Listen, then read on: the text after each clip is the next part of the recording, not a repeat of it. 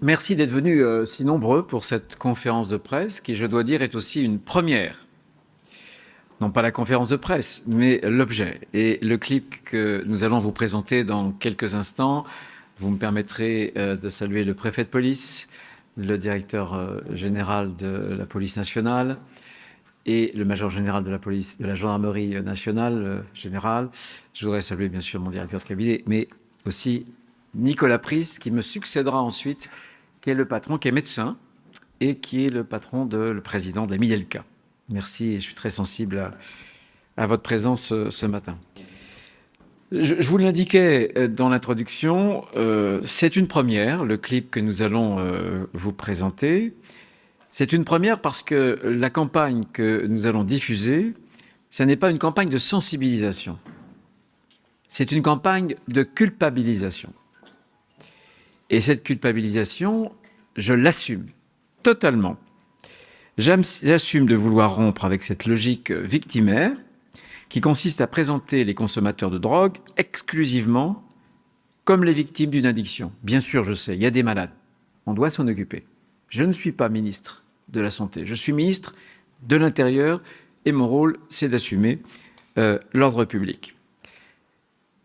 Je ne veux pas, en tout cas, et c'est ce que je dénonce souvent, une logique de déresponsabilisation, une logique qui déresponsabilise, une logique qui en fait démobilise, une logique qui enfin invisibilise. Elle déresponsabilise les consommateurs de drogue parce qu'on ne les place pas en face des conséquences de leurs actes. Pour qu'il y ait une offre de drogue, les trafiquants, il faut qu'il y ait des consommateurs. Elle démobilise aussi la société, en tout cas une partie de la société, car s'il ne s'agit pas que d'un problème de santé, il y a problème de santé sans doute, mais pas que, comme certains l'affirment. Alors à quoi bon lutter contre le narcotrafic? À quoi bon cette nouvelle loi qui a été votée à l'unanimité? C'est rare. Aujourd'hui, dans un pays politiquement divisé, eh bien, la loi que nous avons portée, que nous avions à l'époque forgée dans la commission d'enquête que j'avais initiée quand j'étais président de mon groupe LR au Sénat, qui avait établi des conclusions, et avec ces conclusions, nous avions fait une PPL, et elle a été adoptée à l'unanimité. Eh bien, moi, je crois, nous voulons, le gouvernement souhaite faire de la lutte contre le narcotrafic, contre la criminalité organisée, une grande cause nationale, un peu comme nous avons fait il y a 10 ans, lorsque nous avions été frappés par les attentats terroristes, de la lutte contre le terrorisme, là encore, une grande cause nationale. C'est fondamental, nous l'assumons, aussi bien contre les narcotrafics, mais aussi contre les consommateurs, avec cette politique qui permette à nos forces de l'ordre de recourir davantage aux amendes forfaitaires contre les consommateurs. J'en dirai un mot dans quelques instants. Mais cette logique que je dénonce, elle invisibilise les vraies victimes du trafic de drogue, qui se comptent aujourd'hui et désormais par centaines. Et je veux parler de ces victimes qui sont de plus en plus jeunes. Des jeunes qui sont des jeunes victimes et des jeunes qui tuent. Des jeunes qui sont des soldats appointés par les trafiquants de drogue. Donc ça, c'est quelque chose de fondamental, de dire aux consommateurs qu'ils s'associent à toutes ces conséquences et qu'il faut aussi frapper avec ces amendes forfaitaires délictuelles le consommateur, là encore, au portefeuille. Je vous rappelle d'ailleurs, parce qu'on l'oublie trop souvent, que ces AFD, ces amendes forfaitaires délictuelles, comme le dernier nom l'indique, elles sont inscrites, elles figurent au casier judiciaire. Quelques chiffres peut-être depuis qu'elles ont été lancées en 2020. Le total cumulé des AFD spécifiquement stupéfiants atteint désormais 652 345 unités au 31 janvier 2025. Mais ce qui est intéressant, c'est qu'en un mois, depuis le 1er janvier 2025, on a une hausse de 8%, c'est-à-dire que c'est 16 300 amendes forfaitaires délictuelles qui ont été, là encore, attribuées. Et le taux de recouvrement, c'est important, c'est-à-dire le taux de recouvrement, il exprime simplement le fait que lorsque on verbabilise, eh bien, qu'il y ait ensuite le recouvrement de l'argent, de la taxe, le taux de recouvrement est à plus de 50%, à 53%. Donc, d'abord, je dénonçais cette logique, mais ce que je veux dire, c'est que, là encore, je veux rendre les consommateurs responsables parce que c'est violer la loi.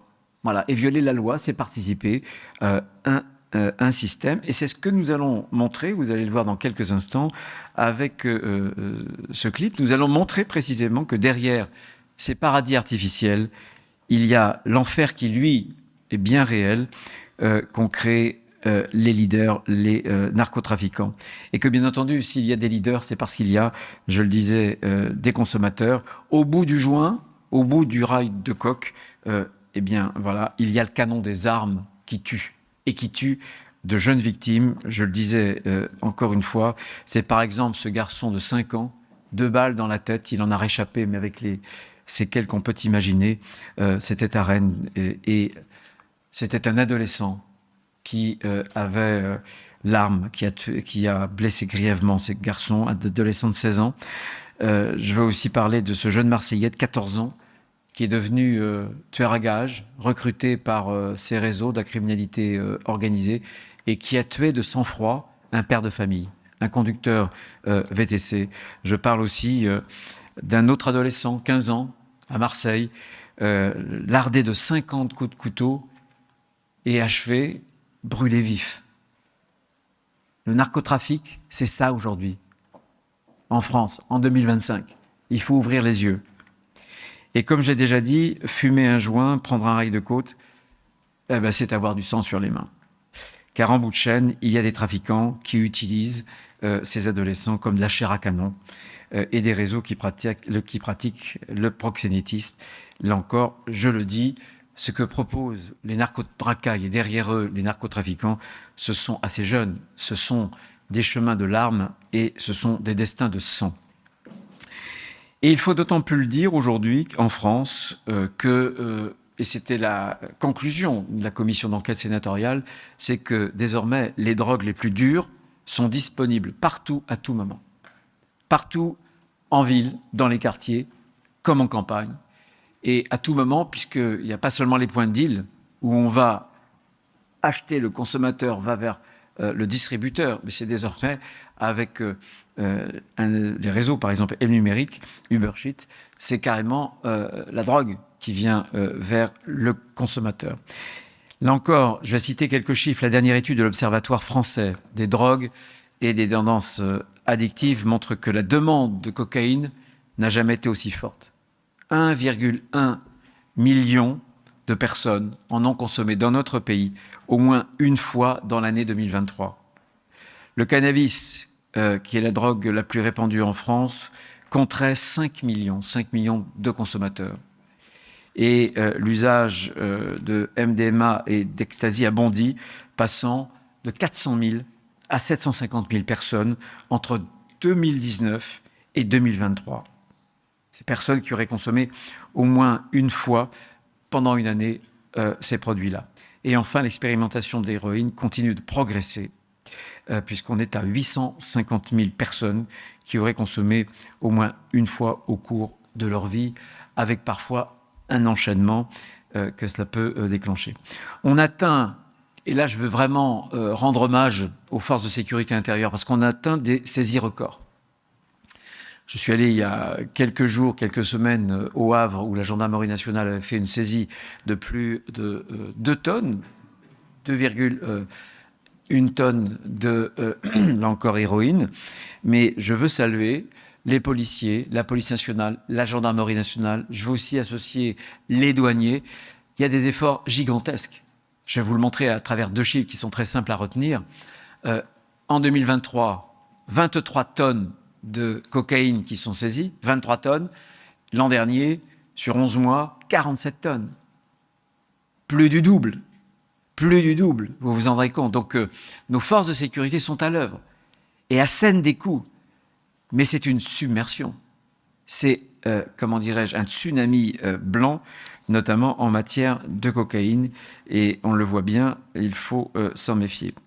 La légalisation du cannabis, mais peut-être que Nicolas Pryce pourra en dire un mot, elle ne réglerait rien. Je vois bien dans le débat public qu'un certain nombre, notamment d'élus, essaient de proposer cette voie-là. Cette voie-là, c'est la voie de l'échec. Les criminels, les narcotrafiquants n'attendent que cela. Et d'ailleurs, on le voit bien lorsque, dans un certain nombre de pays, de provinces, où la légalisation a eu lieu, les trafics de stupéfiants n'ont pas cessé et la plupart du temps, ils ont augmenté. 40% d'offres illégales, par exemple, au Canada, 75% dans l'État de Californie, aux USA. Donc l'exemple, y compris chez nous, du trafic de cigarettes. Trafic de cigarettes, vous pouvez acheter des cigarettes. C'est légal. Il y a des points de vente. Et bien pour autant, on a une explosion du trafic illégal. Ce qui montre bien très concrètement que ce n'est pas la laïcité d'un trafic qui permet d'obtenir justement l'arrêt du trafic. Il ne faut pas en douter. On aurait à la fois des points des points d'approvisionnement légaux, mais croyez-moi, les restrictions juridiques seraient contournées par ailleurs sur un marché illégal, que ce soit sur la teneur en THC, sur l'interdiction de vente aux mineurs ou tout simplement sur le prix. Il y aurait donc un marché noir, plus évidemment le marché noir de toutes les drogues les plus dures, puisque ces drogues dites douces, qui ne le sont pas, peut-être que Nicolas Pryce pourra l'exprimer, et les médecins, et je ne le suis pas, mais qui ne le sont pas, sont souvent l'antichambre de drogues les plus dures, et ainsi on offrirait légalement aux trafiquants la voie justement d'une addiction progressive vers des drogues les plus catastrophiques et les plus dures.